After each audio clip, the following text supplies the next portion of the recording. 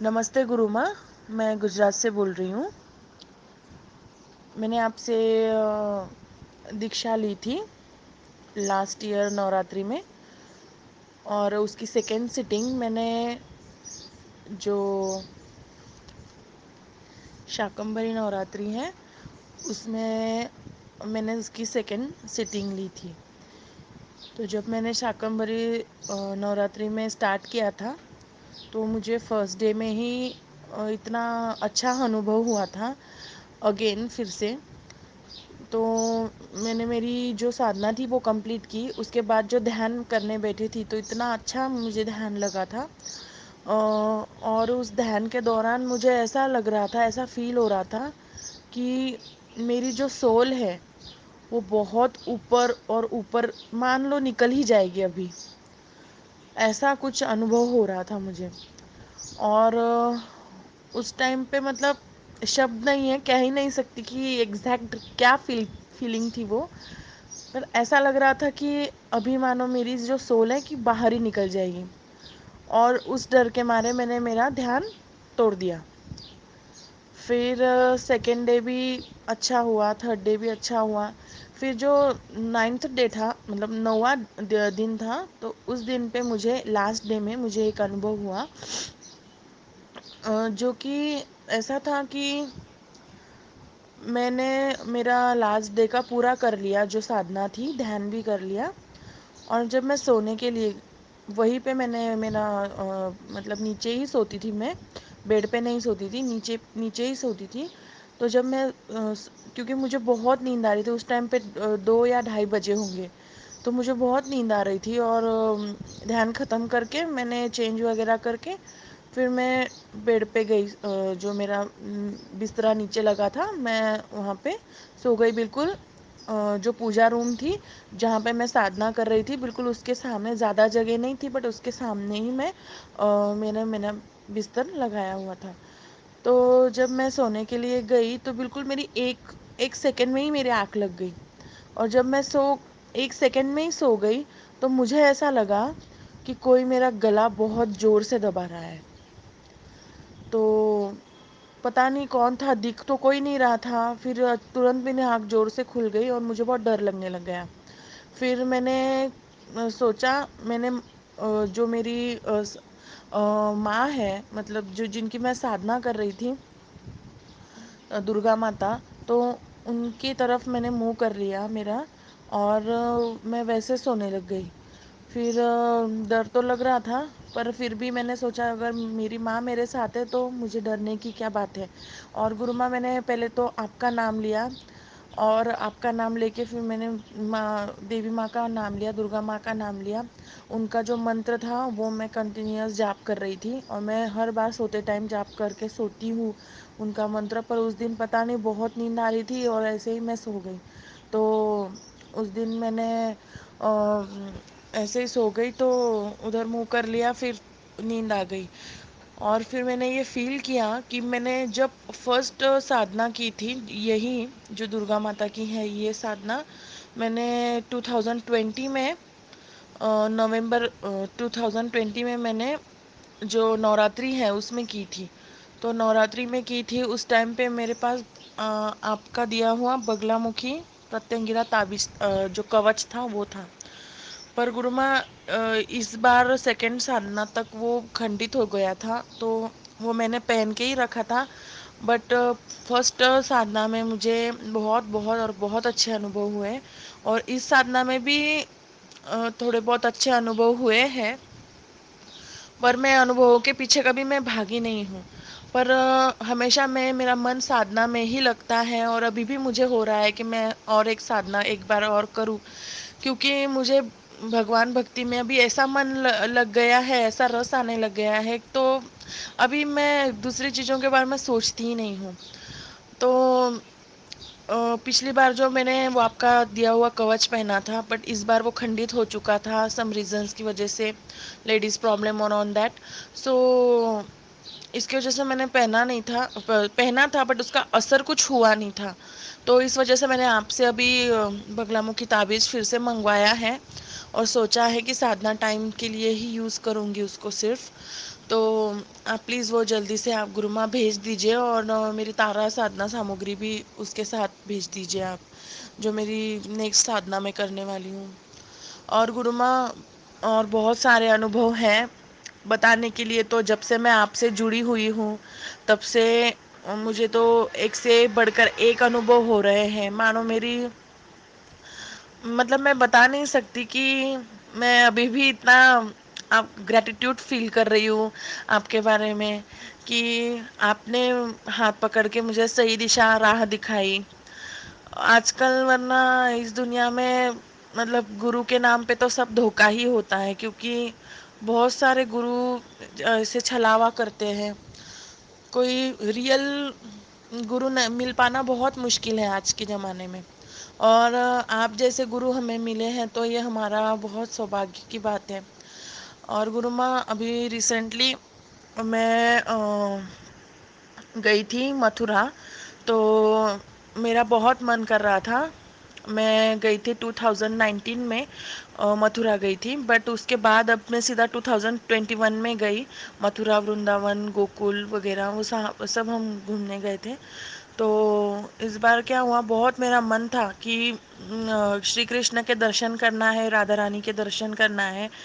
जबकि मैं इतना, मतलब मेरे इष्ट नहीं है, बट इष्ट से कम भी नहीं है, क्योंकि मैं मानती हूँ उनको।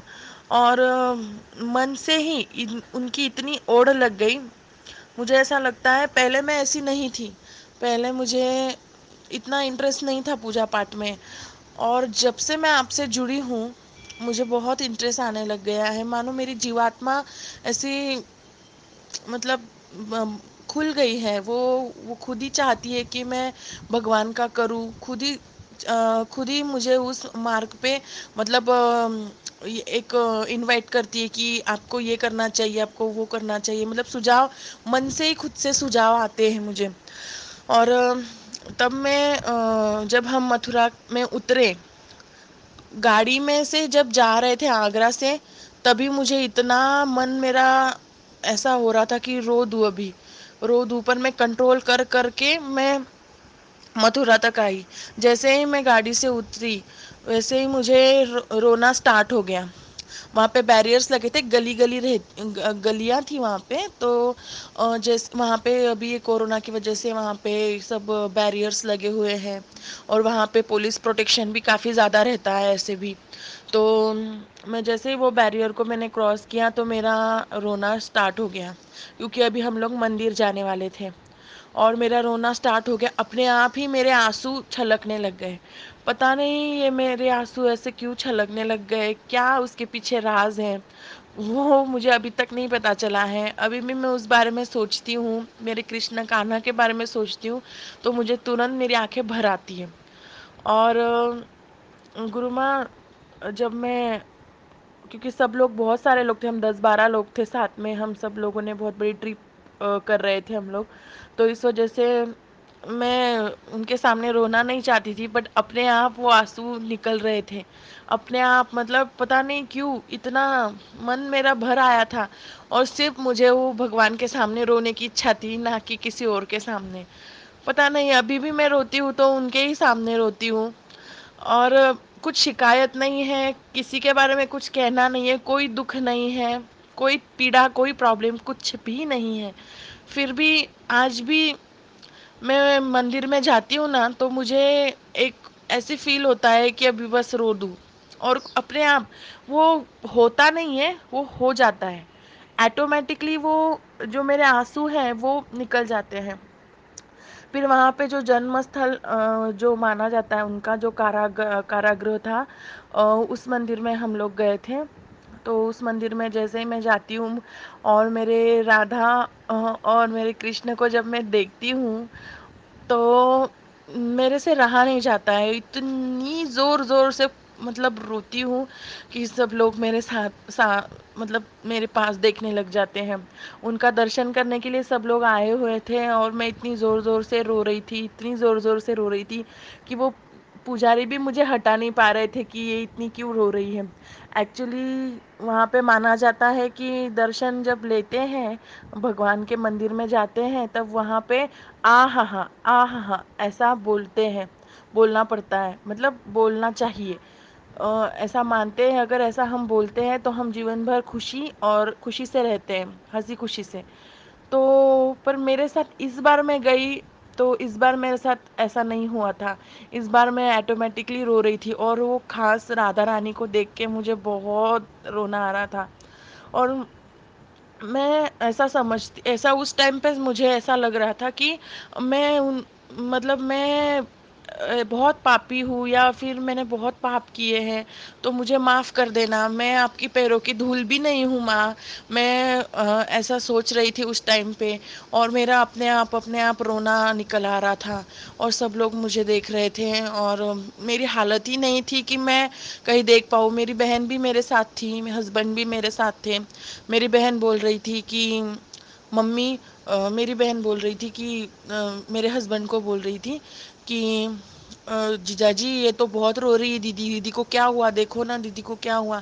मेरे हस्बैंड ने उनसे बोला कि आप कुछ मत बोलिए, उनको रो लेने दीजिए, मन हल्का कर लेने दीजिए। तो कुछ वो भी फिर बाद में कुछ बोली नहीं। फिर ऐसे ही हमने सारे मंदिर घूमे, पर वो मंदिर में इतना मेरा मन हल्का हो गया, मेरा माइंड भी हल्का हो गया, मेरा मन भी हल्का हो गया।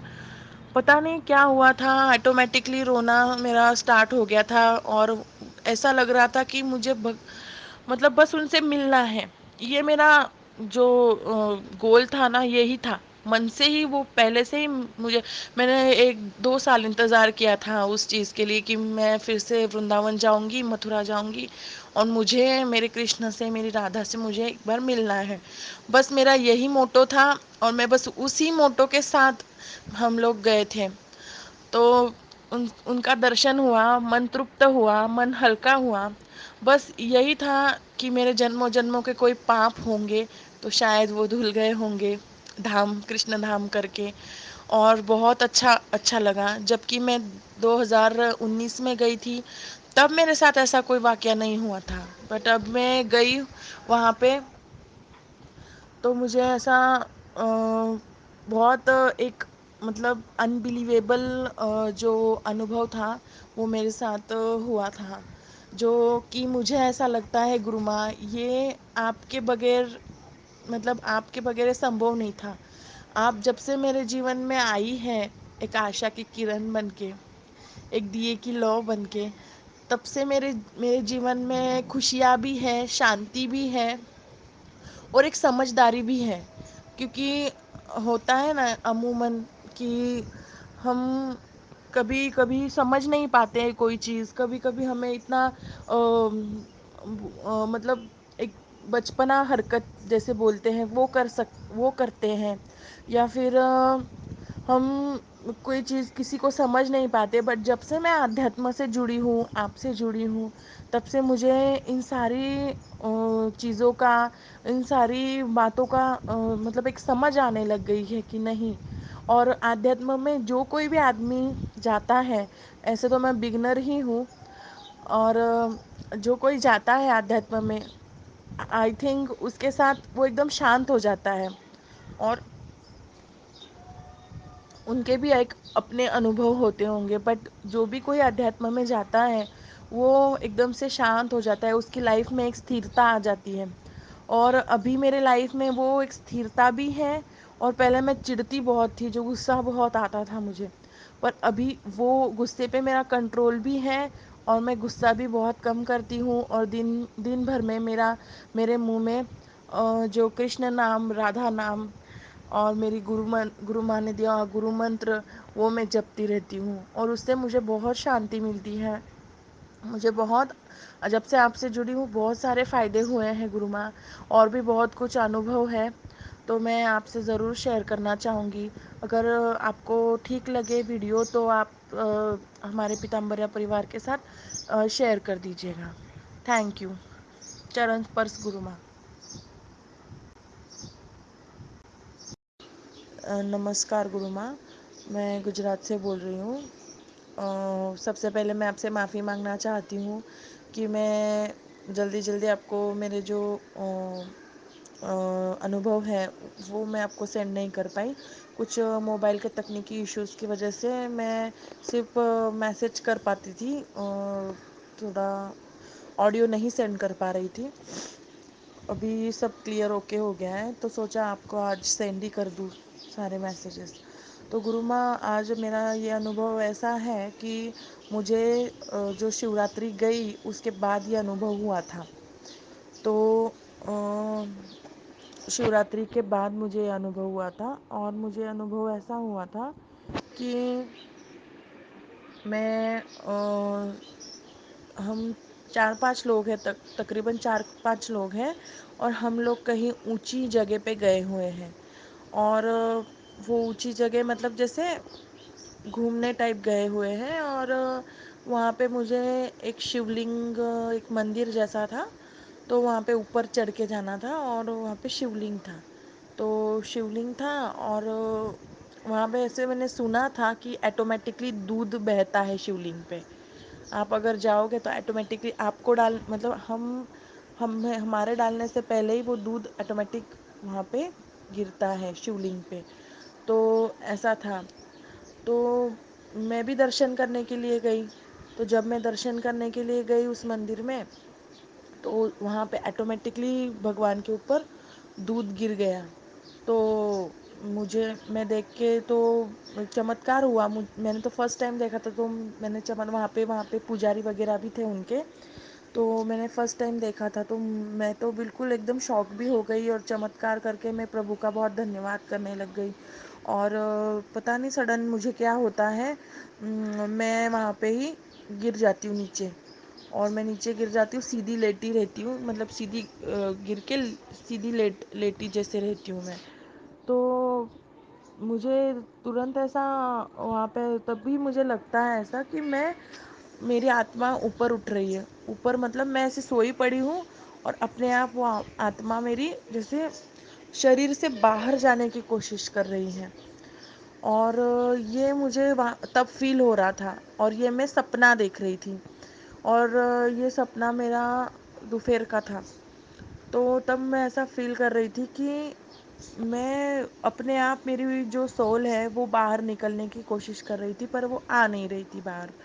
और मेरा जो है बिल्कुल ये अजीब ही कह सकते हैं मेरे लिए तो, क्योंकि ये सोल लेवल पे तो जब हम फील करते हैं तो बहुत अजीब लगता है। और ये मैंने फर्स्ट टाइम नहीं फील किया है गुरु माँ, ये अनुभव काफ़ी पुराना है। ये अनुभव मेरे साथ होते रहते हैं कि मेरी जो सोल है वो एकदम से हल्की हो जाती है, ऊपर उठने की कोशिश करती है और निकलने की भी कोशिश करती है।